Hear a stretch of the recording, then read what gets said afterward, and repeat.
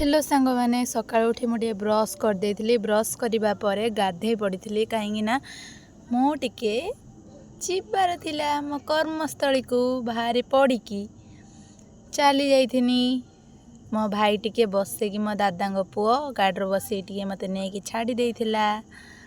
केते कुहुड़ी देखी पार्थुवे, एते कुहुड़ी जे माने मिनिमम 6टा हेलानी किंतु कुहुड़ीर जीवार नाम निशान नहीं। आसिक आम पहुँची मंदिर रे, तापर आलती चलथिला टिके मु जुआर हेकी तापर मु मो कर्मस्थली को फेरी आसी एटा हूँ मो भाई को दुकान। तापर यही महाशय मोर सकाल सकाल दर्शन होता एंकपाई मुही ब्लॉग स्टार्ट करची कहीं ना हूँ भाई सपोर्ट कर ना